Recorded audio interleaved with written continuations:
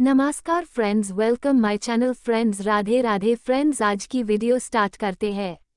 स्कंद षष्ठी का भय 2025 स्कंद षष्ठी व्रत। आज जानिए महत्व, पूजा विधि और व्रत के नियम।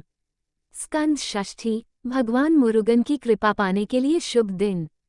स्कंद षष्ठी एक तमिल हिंदू त्योहार है जो भगवान स्कंद का सम्मान करता है, जिसे भगवान मुरुगा या कार्तिकेय, युद्ध के देवता और भगवान शिव के पुत्र और दक्षिणी भारत में एक प्रमुख देवता के रूप में भी जाना जाता है।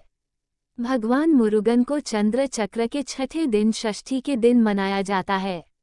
भक्त पूर्णिमा के दिन व्रत रखते हैं और भगवान मुरुगा या स्कंद को अपनी अविभाजित भक्ति देते हैं। स्कंद षष्ठी कवचम गीत स्कंद षष्ठी के किसी भी प्रसंग में प्रासंगिक है। कहा जाता है कि स्कंद षष्ठी कवचम गीत की तीव्र आभा भगवान मुरुगा या स्कंद का आह्वान करती है और भलाई, करिया, रिश्तों और समग्र समृद्धि को प्रेरित करती है। स्कंद षष्ठी व्रत का अभ्यास सूर्योदय और सूर्यास्त के बीच किया जाता है, खासकर जब पंचमी तिथि या चंद्रकाल का 5वां दिन समाप्त होता है और षष्ठी या छठा दिन आता है। दोनों षष्ठी का अभ्यास उत्साह के साथ किया जाता है, लेकिन कार्तिक के चंद्र मास में शुक्ल पक्ष षष्ठी सबसे महत्वपूर्ण है। स्कंद षष्ठी कब है? माघ महीने में 3 फरवरी को स्कंद षष्ठी। स्कंद षष्ठी के दिन के अन्य शुभ मुहूर्त।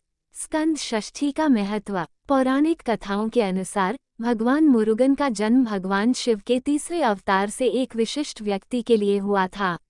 वह देव सेना के सेनापति के रूप में पूजनीय हैं, जिन्हें युद्धों के देवता के रूप में भी जाना जाता है।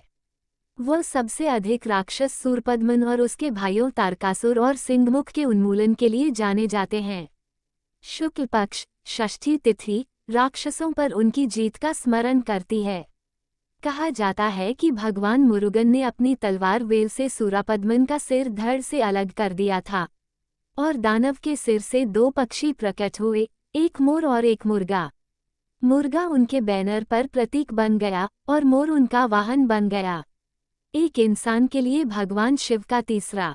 स्कंद षष्ठी क्या है? स्कंद षष्ठी भगवान शिव और देवी पार्वती के पुत्र भगवान मुरुगन को समर्पित एक धार्मिक अनुष्ठान है। युद्ध और विजय के देवता के रूप में जाने जाने वाले भगवान मुरुगन अपनी वीरता, बुद्धि और अपने भक्तों की रक्षा करने की क्षमता के लिए पूजनीय हैं। स्कंद शब्द भगवान मुरुगन को संदर्भित करता है, जबकि षष्ठी चंद्र पखवाड़े के छठे दिन को दर्शाता है। भक्त इस दिन उपवास, प्रार्थना और अनुष्ठानों के साथ भगवान मुरुगन से सुरक्षा, साहस और आध्यात्मिक विकास के लिए आशीर्वाद मांगते हैं। स्कंद षष्ठी पूजा विधि। स्कंद षष्ठी पूजा विधि। इस दिन सुबह जल्दी उठें और स्नान करने के बाद साफ वस्त्र धारण करें। सूर्य देव को अर्घ्य दें और मंदिर की सफाई करें। चौकी पर कपड़ा बिछाकर भगवान कार्तिकेय की मूर्ति को विराजमान करें। देसी घी का दीपक जलाकर आरती करें और मंत्रों का जप करें। जीवन में सुख समृद्धि में वृद्धि के लिए कामना करें। भगवान को फल और मिठाई का भोग लगाएं। अंत में प्रसाद के साथ लोगों में विशेष चीजों का दान करें। स्कंद षष्ठी के पीछे का इतिहास। भगवान कार्तिकेयन को दक्षिण भारत में हिंदुओं द्वारा भगवान गणेश के छोटे भाई के रूप में माना जाता है, हालांकि उन्हें उत्तर भारत में हिंदुओं का बड़ा भाई माना जाता है। भगवान कार्तिकेय के जन्म और सूरपद्म की हत्या के आसपास एक पौराणिक कथा है। एक बार 3 राक्षसों सूरपद्मन, सिंहमुखन और तारकासुरन ने दुनिया भर में तबाही मचाई। सूरपद्मन को भगवान शिव से वरदान मिला था कि शिव की क्षमताएं ही उन्हें नष्ट कर देंगी। इससे उसकी ताकत इतनी बढ़ गई कि वो और उसके भाई बहन मानवता और देवों के लिए खतरा बन गए। जैसा कि देवता इन राक्षसों से खुद को मुक्त करना चाहते हैं, वे भगवान शिव के पास जाते हैं, जो केवल उस राक्षस को हरा सकते हैं। हालांकि मिशन उनके लिए और अधिक कठिन हो गया, क्योंकि शिव एक गहरी एकाग्रता में लीन थे। परिणामस्वरूप देवों ने शिव के कामुक जुनून को उत्तेजित करने और इस तरह उन्हें ध्यान से विचलित करने के लिए प्रेम के देवता मनमाता को भेजा। ममता की एकाग्रता तब भंग हुई जब उन्होंने अपना पुष्पसारम फूलों का बाण भगवान शिव की ओर छोड़ा। इससे शासक भड़क गया और उसने मीनामाता को जलाकर राख कर दिया। बाद में सभी देवों के कहने पर शिव ने मनमाता को पुनर्जीवित किया और अपनी सभी दानव हत्या क्षमताओं से संपन्न एक बच्चे को जन्म देने के लिए चुना। भगवान शिव ने अपनी तीसरी आंख से 6 चिंगारी निकाली, जिन्हें अग्नि के देवता सरवन नदी के ठंडे पानी में ले गए, जहां 6 चिंगारी 6 पवित्र बच्चों के रूप में प्रकट हुईं। कार्तिका बहन एक नक्षत्र कार्तिका या प्लियड्स के 6 सितारों में से नाम की 6 कन्याओं ने इन शिशुओं की देखभाल करने की सहमति दी। जब माता पार्वती ने आकर तालाब में पल रहे 6 बच्चों को दुलार किया, तो वे 6 मुख, 12 हाथ और 2 पैरों वाले एक बच्चे में मिल गए। इस भव्य आकृति को कार्तिकेय नाम दिया गया था। माता पार्वती ने उनकी योग्यता, पराक्रम और तमिल में वेल नामक भाला प्रदान किया। जैसे जैसे वह बड़े होते गए, कार्तिकेयन एक दार्शनिक और योद्धा के रूप में विकसित हुए। वह ज्ञान और करुणा का अवतार बन गया और युद्ध की एक विशाल समझ रखता था। उन्होंने और उनके सहयोगियों ने सुरपद्मन और उनके भाइयों के खिलाफ युद्ध छेड़ दिया। भगवान ने सुरपद्मन के भाइयों सिम्हामुखन और तारकासुरन की हत्या राक्षसों के शहर जाने के रास्ते में की थी। फिर भगवान और शैतान के बीच भयंकर युद्ध हुआ, जिसके दौरान उन्होंने सुरपद्मन के वेल को काट दिया।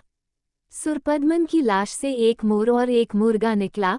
पूर्व सिद्धांत के वाहन के रूप में सेवा कर रहा था और बाद में उसके झंडे पर बुराई पर विजय के संकेत के रूप में था।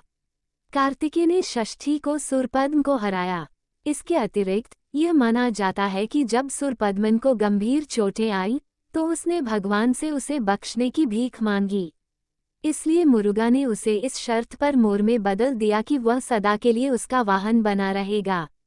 स्कंद षष्ठी के लाभ। वैदिक हिंदू ग्रंथों के अनुसार, यदि आप ईमानदार और प्रतिबद्ध रहते हैं तो भगवान मुरुगा की प्रार्थना करने से कुछ लाभ मिलते हैं। ऐसा माना जाता है कि शुद्ध हृदय वाला मनुष्य स्कंद षष्ठी पर प्रार्थना और निरीक्षण करता है। भगवान कार्तिकेय कृपया उपवास का आशीर्वाद देते हैं। क्या आप प्यार की तलाश में हैं? स्कंद षष्ठी दिवस 2025, 4 मार्च को भगवान मुरुगा से प्रार्थना करें और आपको अपनी प्रेम संभावना मिल जाएगी। व्यापार और विवाहित जोड़ों के लिए अपने बंधनों को मजबूत करने के लिए यह एक उत्कृष्ट दिन है। यदि आप स्कंद षष्ठी के दूसरे, तीसरे और चौथे दिन भगवान मुरुगा से प्रार्थना करते हैं, तो आपको स्वास्थ्य संबंधी समस्याओं से राहत मिलेगी और अच्छी ऊर्जा मिलेगी। स्कंद षष्ठी के 5वें और 6वें दिन भगवान मुरुगा की पूजा करने से आध्यात्मिक आनंद, वित्तीय समृद्धि और करियर में उन्नति होगी। 2025 में आपके करियर में क्या उतार चढ़ाव आएंगे, अपने साथ जानिए। स्कंद षष्ठी पर्व कैसे मनाया जाता है? भक्त 6 दिनों तक भगवान मुरुगा के लिए उपवास, प्रार्थना और भक्ति गीत गाते हैं, जो बुरी शक्तियों के खिलाफ लड़ाई के 6 दिनों से मेल खाता है। इन 6 दिनों में ज्यादातर भक्त मंदिरों में ही रहते हैं। असुरों के आक्रमण की ओर ले जाने वाली घटनाओं को तिरुचेंदूर और तिरुपरनकुंड्रम में नाटकीय और क्रियान्वित किया जाता है। आमतौर पर स्कंद षष्ठी के दिन कावड़ी चढ़ाई जाती है। अधिक जानकारी के लिए और अपने जन्म कुंडली के आधार पर व्यक्तिगत अनुष्ठानों को जानने के लिए आप हमारे विशेषज्ञ ज्योतिषियों से परामर्श कर सकते हैं। स्वामी शिवानंद का मानना है, भगवान तिरुचेंदूर में पले बड़े और कथिरगमम में महासमाधि प्राप्त की। यदि कोई भक्त विश्वास, भक्ति और भक्ति के साथ कथिरगाम श्रीलंका जाता है और 2 या 3 दिनों के लिए मंदिर में रहता है, तो भगवान स्वयं भक्त को अपना दर्शन देते हैं। स्कंद षष्ठी अनुष्ठान। मूल स्कंद षष्ठी अनुष्ठान करें। स्कंद षष्ठी के दौरान भक्त 6 दिनों तक उपवास रखते हैं। वे गोमांस, प्याज, लहसुन और शराब खाने से भी बचते हैं। ताजे फलों का ही सेवन करना चाहिए। स्कंद षष्ठी पर भगवान शिव और माता पार्वती का पूजन करें। भगवान स्कंद की मूर्ति स्थापित करें और मोमबत्ती जलाएं। भगवान मुरुगा या स्कंद की मूर्ति पर पवित्र जल या दूध डालें। मूर्ति के लिए नए वस्त्र बनाओ। प्रसाद के रूप में भगवान स्कंद को भोग या मिठाई का भोग लगाएं। स्कंद षष्ठी के दौरान भगवान स्कंद से कुछ विशेष मांगें। स्कंद षष्ठी कवचम गीत गाएं। यदि आप उपरोक्त अनुष्ठानों से अनभिज्ञ हैं, तो हमारे प्रसिद्ध ज्योतिषियों को आपके लिए एक व्यक्तिगत पूजा करने दें। स्कंद षष्ठी कथा। पौराणिक कथाओं के अनुसार, जब असुरों ने देवलोक में आतंक मचाया हुआ था, तब देवगण को असुरों से पराजय का सामना करना पड़ा था। देवताओं के निवास स्थान पर भी असुरों ने अपना आधिपत्य स्थापित कर लिया था। सभी देवगण असुरों को आतंक से इतने परेशान हो चुके थे कि वो सभी मिलकर भगवान ब्रह्मा के पास गए और मदद की प्रार्थना की। तब ब्रह्मा जी ने बताया कि भगवान शिव के पुत्र द्वारा ही इन असुरों का नाश होगा। लेकिन इस समय भगवान शिव माता सती के वियोग में समाधि में लीन थे। तब सभी देवताओं और इंद्र ने शिवजी समाधि से जगाने का प्रयत्न किया और इसके लिए उन्होंने भगवान कामदेव की मदद ली। कामदेव अपने बाण से शिव पर फूल फेंकते हैं। इससे शिवजी की तपस्या भंग हो जाती है और वे क्रोध में आकर अपनी तीसरी आंख खोल देते हैं। इससे कामदेव भस्म हो जाते हैं। तपस्या भंग होने के बाद वे माता पार्वती की तरफ खुद को आकर्षित पाते हैं। जब इंद्र और अन्य देवता भगवान शिव को अपनी समस्या बताते हैं, तब भगवान शिव पार्वती के अनुराग की परीक्षा लेते हैं। पार्वती की तपस्या के बाद शुभ घड़ी में शिव पार्वती का विवाह होता है। इसके बाद कार्तिकेय का जन्म होता है और सही समय पर कार्तिकेय तारकासुर का वध कर देवताओं को उनका स्थान दिलाते हैं। मान्यता है कि कार्तिकेय का जन्म षष्ठी तिथि पर हुआ था, इसलिए षष्ठी तिथि पर कार्तिकेय की पूजा की जाती है। स्कंद षष्ठी मंत्र। स्कंद षष्ठी व्रत में शक्तिशाली स्कंद षष्ठी मंत्र का जाप करें। निम्न शक्तिशाली स्कंद षष्ठी मंत्र का प्रतिदिन 108 बार जाप करें। ओम सर्वन भावाय नमः। थुथिपोकु वल्विनाय पोम थूनबम पोम। नेंजिल पाथिपोकु सेल्वम पलिथुक कैथिथोंगम। निश्चयम कैक्युडम। निम्लार अरुल कंथर षष्ठी कवचम ठने। स्कंद षष्ठी। निष्कर्ष। स्कंद षष्ठी तमिलनाडु और कुछ अन्य राज्यों में मनाया जाने वाला 10 दिवसीय त्योहार है। इन दिनों तिरुचेंदूर में भगवान सुब्रमण्य को समर्पित मंदिर में एक भव्य उत्सव आयोजित किया जाता है और त्योहार को पूरा करने के लिए सूरा संहार या भगवान स्कंद द्वारा राक्षसों के वध की घटना को आज भी दोहराया जाता है। इस दिन भक्त इस भव्य आयोजन को देखने के लिए आते हैं और भगवान स्कंद का आशीर्वाद लेते हैं। फ्रेंड्स, हमारे वीडियो कैसे लगा है जरूर कमेंट करके बोलना। Friends please like comment subscribe और शेयर करना नहीं भूलना। Friends please full video watch करना नहीं भूलना। All friends thank you so much और धन्यवाद। राधे राधे फ्रेंड्स।